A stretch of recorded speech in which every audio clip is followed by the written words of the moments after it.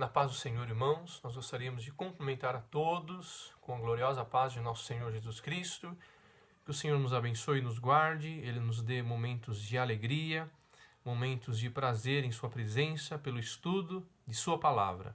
Vamos orar a Deus.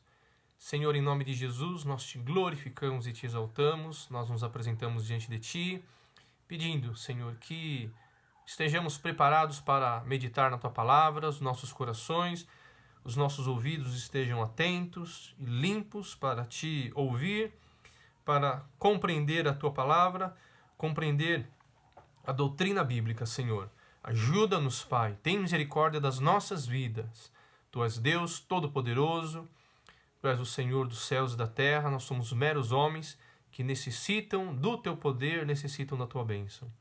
Também Te peço a Tua bênção para os nossos irmãos em Cristo, em seus lares reunidos. Abençoa-os, Senhor, com toda a sorte de bênçãos. Venha renovar os Teus servos, Pai, fortalecer, dar a vitória, para que todos nós, em unidade, tenhamos um testemunho poderoso da Tua presença, um testemunho poderoso da Tua palavra e da Tua glória, Senhor. Assim permaneça conosco, lava-nos no Teu sangue poderoso, Senhor, e abre a nossa mente e o nosso coração para compreendermos e guardarmos a Tua palavra, Senhor, para não pecarmos contra Ti. Assim permaneça conosco, nós oramos no poderoso nome de Jesus. Amém, Senhor. Louvado seja Deus. Nós daremos continuidade ao estudo que temos meditado com os irmãos durante esses últimos domingos. E ainda hoje eu gostaria de seguir adiante com o tema da semana passada, o juízo divino e a liberdade do homem. Mas agora falando uma segunda parte. Nós dividimos a aula em dois tópicos, a presciência divina e a liberdade do homem, o juízo divino e a ciência do homem. A presciência divina e a liberdade do homem, o juízo divino e a ciência do homem.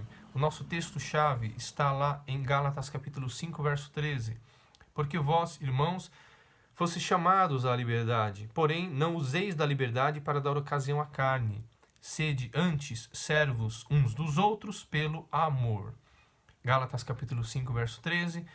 Porque vós, irmãos, fostes chamados à liberdade, porém não useis da liberdade para dar ocasião à carne. Sede antes servos uns dos outros pelo amor. Então, o primeiro tópico, a presciência divina e a liberdade do homem. 1 Pedro, capítulo 1, versos 1 e 2. 1 Pedro, capítulo 1, versos 1 e 2. Diz o apóstolo Pedro: Pedro, apóstolo de Jesus Cristo, aos eleitos que são forasteiros da dispersão no Ponto, Galácia, Capadócia, Ásia e Bitínia, eleitos segundo a presciência de Deus Pai, em santificação do Espírito, para a obediência e a aspersão do sangue de Jesus Cristo, graça e paz vos sejam multiplicadas.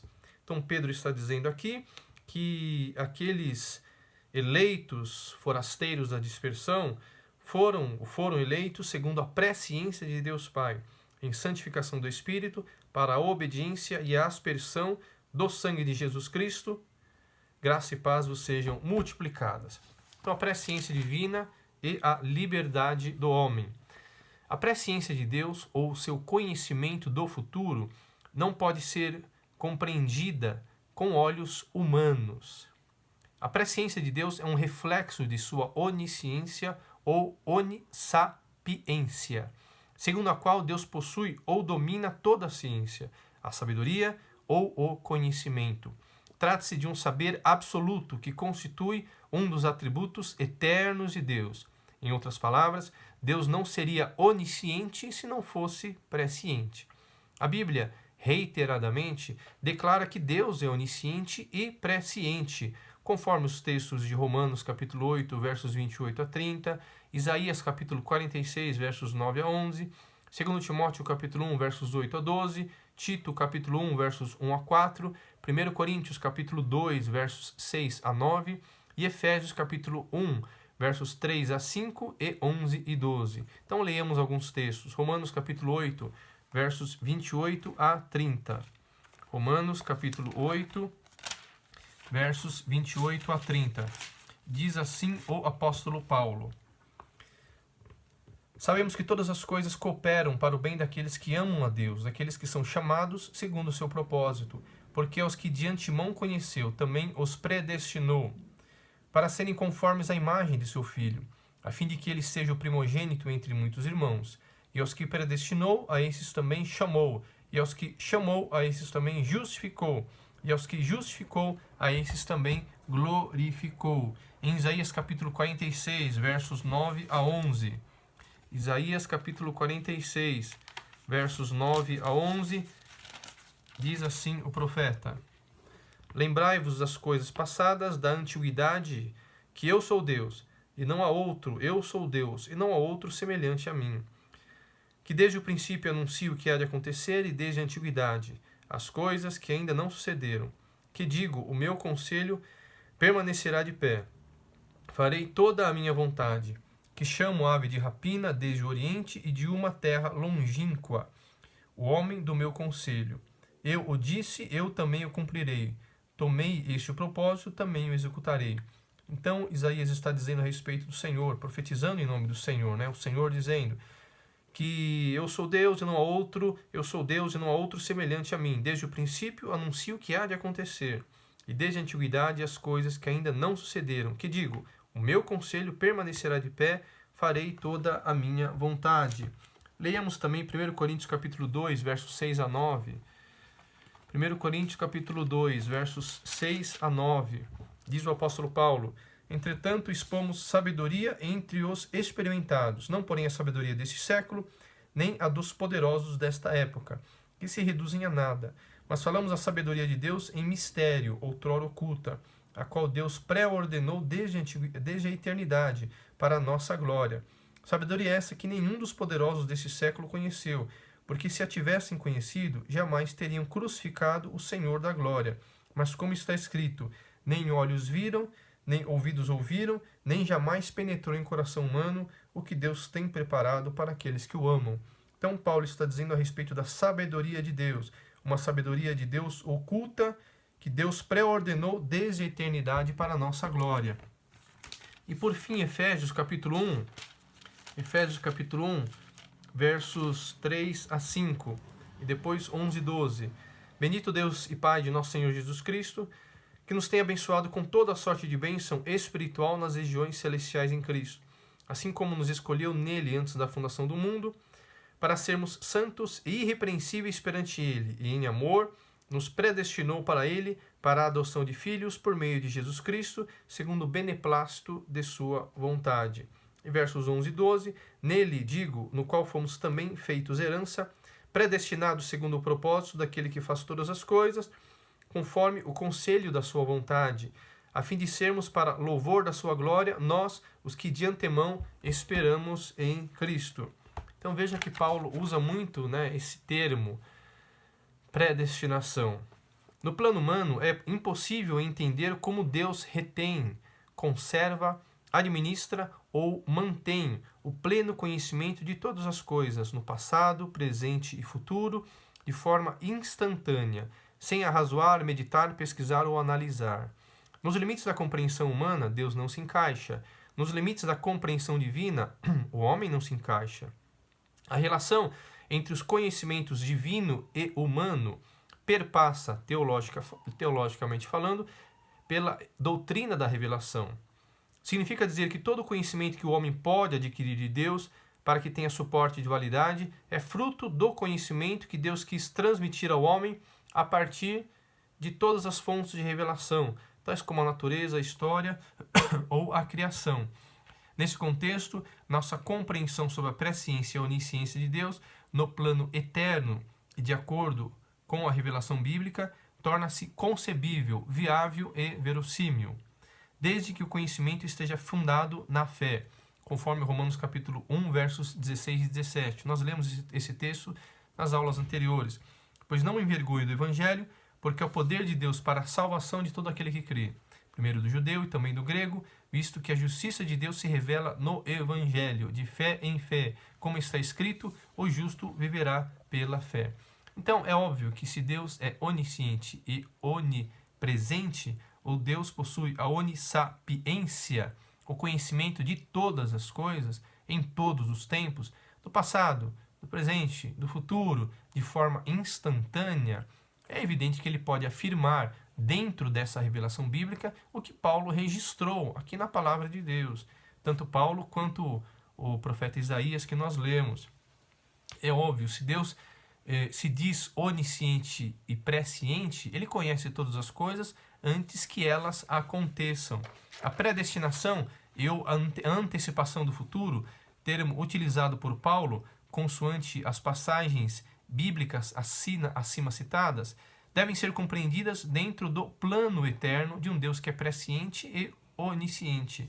E como eu afirmei, não seria coerente entender ou crer num Deus que se afirma presciente ou onisciente, mas que não detém o conhecimento de todas as coisas, especialmente no que diz respeito ao futuro de tudo.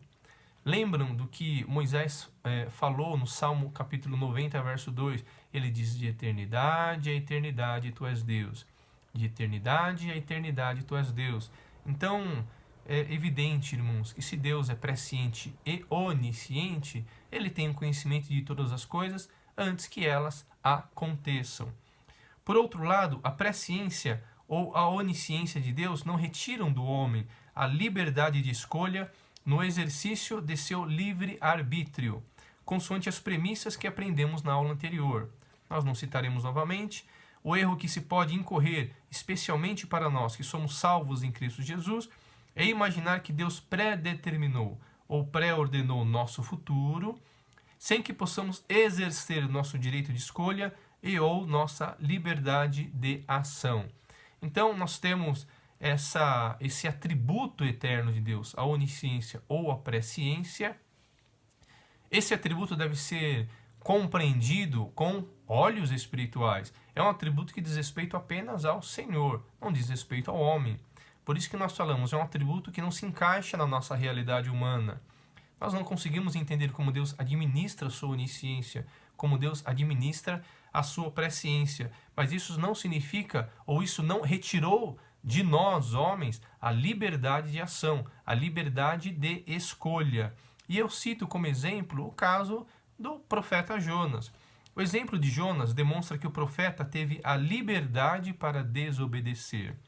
Se Jonas resolveu deslocar-se para Nínive, depois de sua amarga experiência, tal circunstância não amenizou sua inclinação para a desobediência, bem como não transformou sua conduta relutante em obediência. O que se pode aprender com a história de Jonas é que o servo de Deus deve-lhe obediência, como um filho ao seu pai. A obediência e a desobediência produzem consequências para o bem ou para o mal. A reprovação de Deus a Jonas não deve ser entendida como falta de liberdade, como numa espécie de relação paternal, em que se exige do filho que exerça sua liberdade para obedecê-lo. Em resumo, nossa liberdade deve ser exercida para a obediência a Deus. Então, o que nós temos no exemplo de Jonas? De alguém, de um profeta, um servo de Deus, que teve a liberdade para desobedecer. Se Jonas não tivesse a liberdade, ele teria ido para Nínive. Como Jonas possuía a liberdade, o seu livre-arbítrio, ele tomou um caminho totalmente oposto à ordem de Deus. Se ele não tivesse a liberdade, ele não desobedeceria. Mas como ele desobedeceu, isso demonstra que Jonas possuía o seu livre-arbítrio, a sua liberdade para agir, a sua liberdade para escolher. E naquela ocasião, quando recebeu a ordem de Deus, Jonas decidiu desobedecer. Ele decidiu usar a sua liberdade para desobedecer a Deus. Foi exercício pecaminoso da sua liberdade. É o que acontece com os nossos filhos. Nossos filhos também têm a liberdade de agir. Eles estão debaixo de ordens nossas, pais, e eles têm a liberdade para agir, têm a liberdade para obedecer e desobedecer. O fato deles desobedecerem, ou as consequências, que levam a essa desobediência, não significam que a liberdade deles foi suprimida. Significa que eles foram reprovados na ordem que receberam porque desobedeceram. Porque se tivessem exercido a sua liberdade de forma adequada, correta, teriam obedecido às nossas ordens. E digo isso no exemplo dos pais. E no que diz respeito a Jonas é a mesma coisa. Um homem de Deus, um servo de Deus que tinha liberdade para obedecer, mas ele preferiu desobedecer. De outra parte, é igualmente incorreto atribuir a Deus as consequências do exercício inadequado de nossa liberdade. Se não há um determinismo para a condenação eterna, não há um determinismo para a salvação eterna. Vejam que isso é muito importante nós entendermos. Nós afirmamos que não há determinismo e o ímpio é condenado pela sua impiedade, porque ele, na sua liberdade, na sua voluntariedade, resolve não aceitar a salvação. Não há um determinismo para a condenação eterna, mas também não há um determinismo para a salvação eterna. Se entendemos que o ímpio tem a liberdade para rejeitar a salvação, também entendemos que o justo tem a liberdade para aceitar a salvação. Não obstante Deus saiba o fim de todos os homens, desde o início. A liberdade aplica-se para a vida e para a morte, independentemente da presciência ou da onisciência de Deus, que não conduz ao determinismo ou ao fatalismo. O que se pode dizer, quando entendemos que entregamos nossa liberdade ao Senhor, é que o nosso coração inclina-se para sempre obedecê-lo, a despeito de nossa vontade.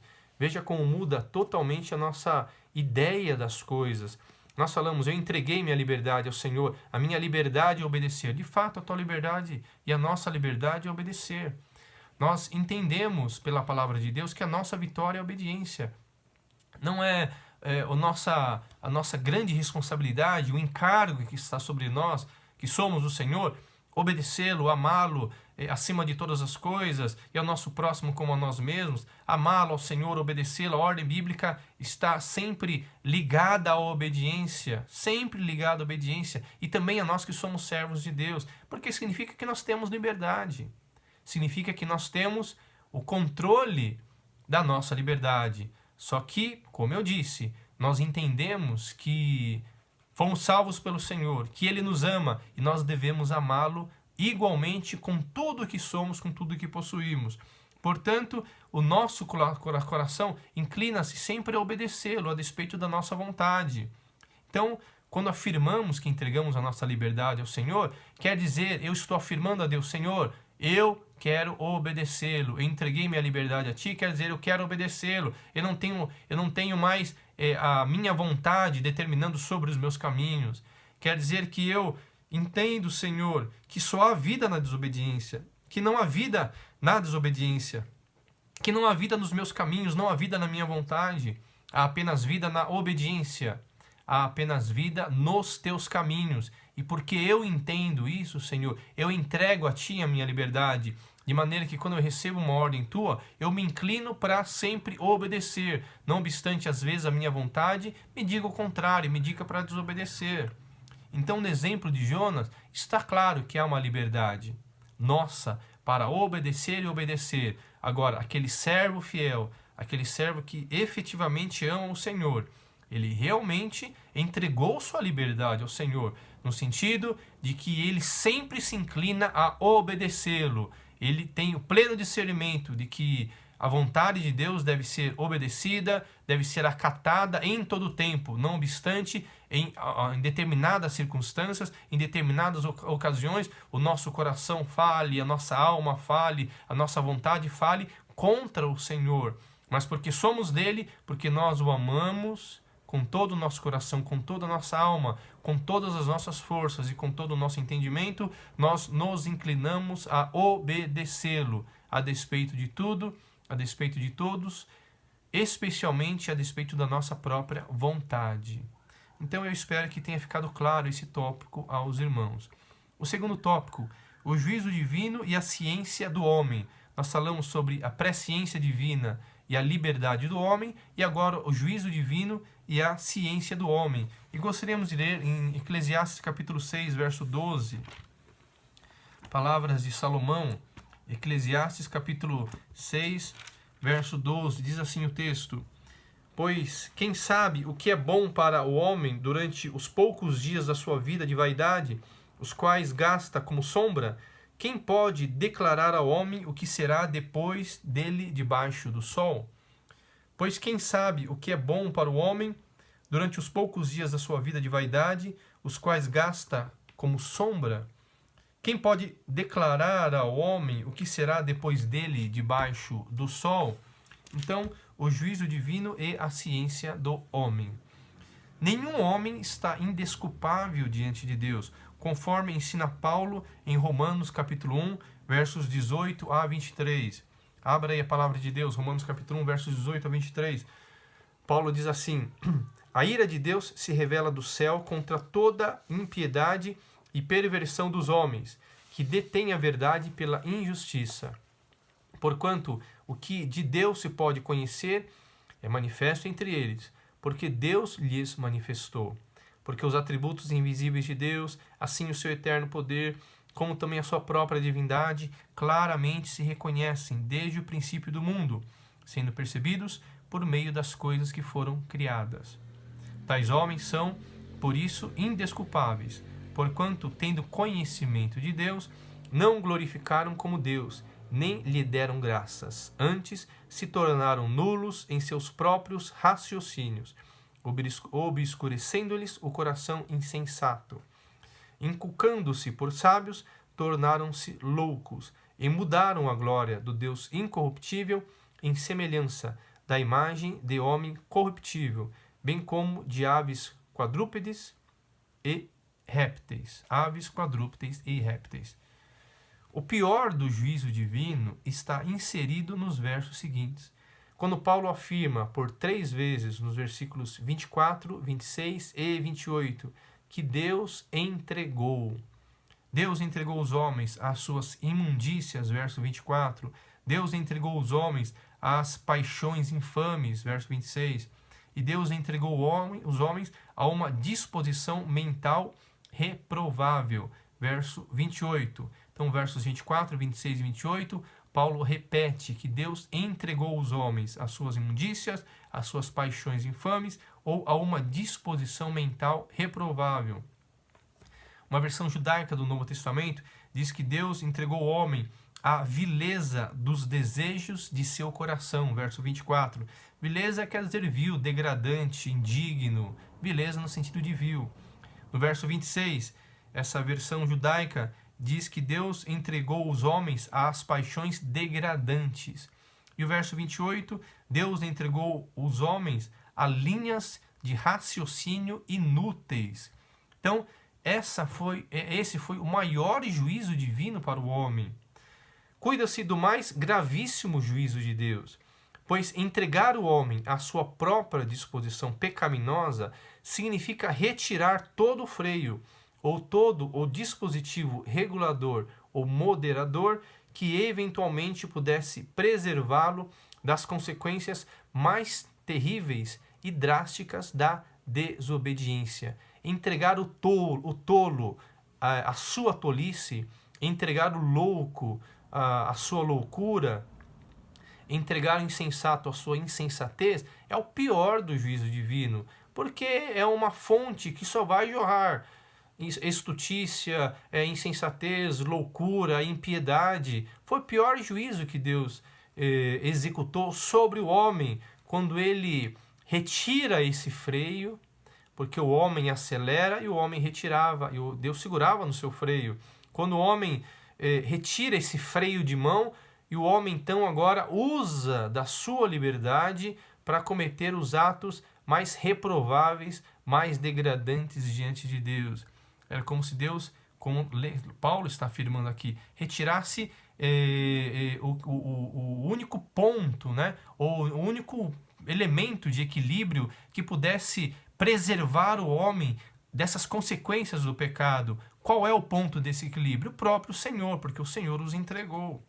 Então, quando o Senhor entrega o homem à sua liberdade, é porque sobre esse homem está sendo executado o pior dos juízos divinos, já que esse homem pecaminoso não produzirá nada além do seu próprio pecado. São criadores de males, são homens merecedores de toda sentença de Deus, de toda execução, de toda morte. Então, esse foi o gravíssimo juízo de Deus que Paulo cita, né, em Romanos, capítulo 1, versos 24, 26 e 28. 24, 26 e 28. O homem não conhece o futuro, mas apenas faz previsões de acontecimentos dentro de um ambiente de puras probabilidades. Deus prevê porque é presciente e onisciente, mas não intervém, salvo quando seu propósito exige uma efetiva atuação.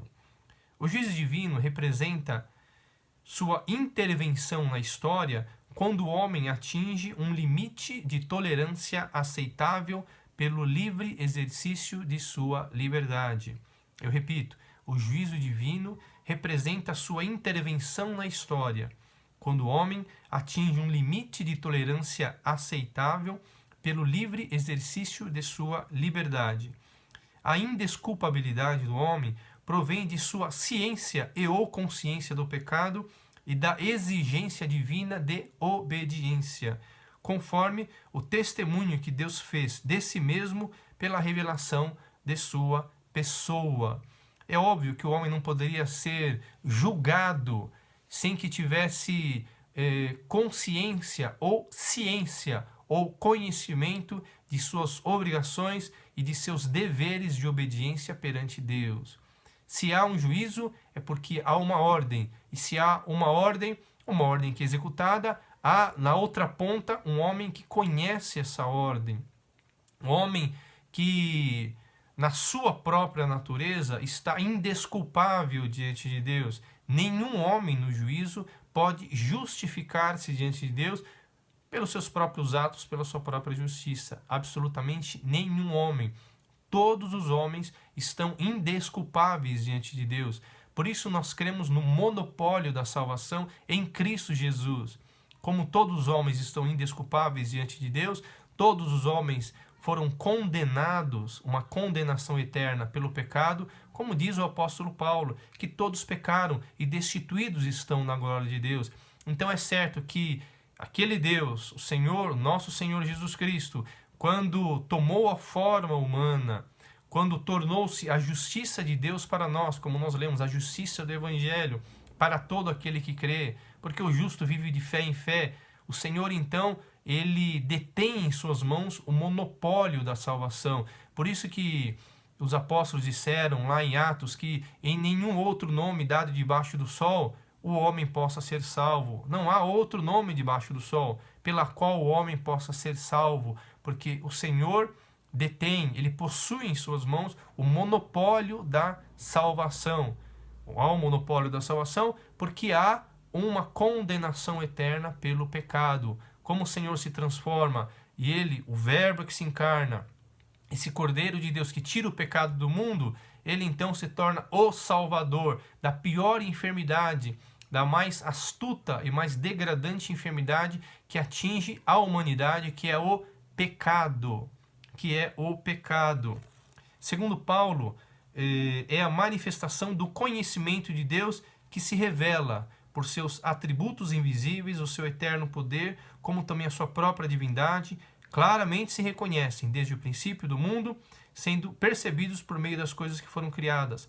Tais homens são, por isso, indesculpáveis. Então eu repetirei, a indesculpabilidade do homem provém de sua ciência ou consciência do pecado e da exigência divina de obediência, conforme o testemunho que Deus fez de si mesmo pela revelação de sua pessoa. Segundo Paulo, é a manifestação do conhecimento de Deus que se revela por seus atributos invisíveis, o seu eterno poder, como também a sua própria divindade.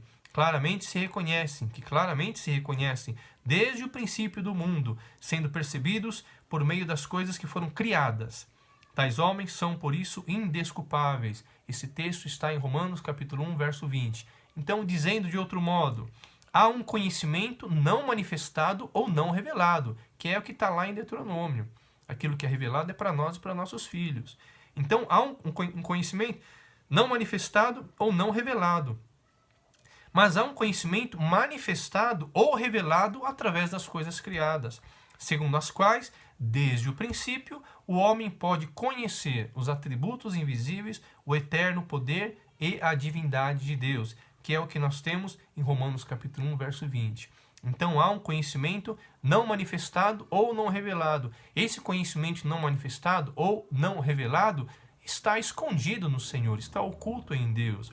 Mas há um juízo sobre o homem pelo conhecimento manifestado ou revelado.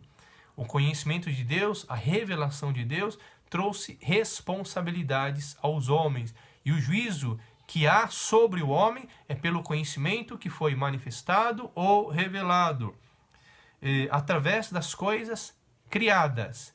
Esse testemunho poderoso de Deus, segundo as quais as coisas criadas, desde o princípio, o homem pode conhecer os atributos invisíveis, o eterno poder e a divindade de Deus. Eu repito, a criação leva a digital de Deus. A criação de Deus leva o testemunho de Deus. Quais testemunhos? Os atributos invisíveis do Senhor, o seu eterno poder e a sua divindade. Segundo Paulo, capítulo 1, verso 20. E por conta desse testemunho que nós temos na criação, uma criação que testemunha os atributos invisíveis de Deus, o seu eterno poder e a sua própria divindade, todos os homens são ou estão indesculpáveis diante de Deus. Por isso que sobre todos eles há um juízo divino eterno, há uma condenação eterna. Então, irmãos, louvado seja Deus. O que eu gostaria de deixar muito claro sobre a nossa responsabilidade. Não há um determinismo para a condenação eterna e não há um determinismo para a salvação eterna. Por isso que a nossa vitória está na obediência. A nossa vitória está na nossa condição de servo, de serviçal, de alguém que está totalmente sujeito a Deus. Podemos ter um chamado, podemos ter promessas, podemos ter uma vida poderosa em Deus, podemos ter ao nosso alcance coisas maravilhosas do Senhor, mas isso tudo perderá sentido se vivermos na desobediência, porque há em nós a liberdade para viver, a liberdade para escolhermos os nossos caminhos. Se nós pensássemos o contrário, era como se nós estivéssemos falando a respeito de um determinismo para a salvação. Você poderia até pensar num determinismo para a salvação eterna, mas isso sob o ponto de vista de Deus, de um Deus que conhece desde o início o fim de todas as coisas. Ele sabe aqueles que se salvarão, ele sabe aqueles que no final da sua vida terão obras de ouro, de prata, de pedras preciosas, mas ele também sabe aqueles que terão obra de feno, de palha. Ele também sabe. Então, o que compete a nós como salvos? Nós cremos na segurança da salvação, numa obra sedimentada, consolidada pelo Senhor. Não há dúvida nenhuma, nós cremos nisso, mas isso não retira de nós a responsabilidade de obedecermos a sua palavra e de entregarmos a Ele a nossa vida diariamente, morrermos a cada dia, porque a cada dia nós devemos obedecer, a cada dia nós devemos mortificar a nossa vontade, mortificar a nossa própria vida, mortificar o nosso próprio desejo, para que se sobressaia, para que viva apenas a vida do Senhor em nós, para que se sobressaia em nós apenas essa maravilhosa promessa da vida eterna. Então eu concluo esse estudo dizendo nesse sentido, porque nós temos a salvação em Cristo, não é uma garantia de que está tudo certo e Deus preparou todo o meu futuro, então eu não tenho nenhum tipo de problema. Você tem um grande problema, eu tenho um grande problema, que é a obediência a Deus. Hoje, amanhã, depois de amanhã, daqui a 1, 2, 3, 10, 15, 20 anos, até o final da minha vida, é o meu grande desafio, obedecer a Deus, porque eu sei que Ele tem uma obra em minha vida, as suas promessas são verdadeiras. Deus, Ele realmente nos salvou. Há a segurança da vida eterna, há a segurança da salvação. E por conta desta obra, eu devo trabalhar para que eu seja um servo submisso, obediente, santo e que possa ter um testemunho perfeito da sua vontade e da vontade de Deus. Então, louvado seja o nome do Senhor. Oremos, irmãos. Senhor, em nome de Jesus, nós te glorificamos e te exaltamos. Nós te agradecemos, Pai, pela tua palavra, pelo teu poder, Senhor. Queremos ter em nós não um testemunho, Senhor, do profeta Jonas, que usou da liberdade para desobedecer, mas queremos ter em nós o testemunho do profeta chamado Paulo, que dizia: morro a cada dia, que não sou eu mais quem vivo, mas Cristo vive em mim.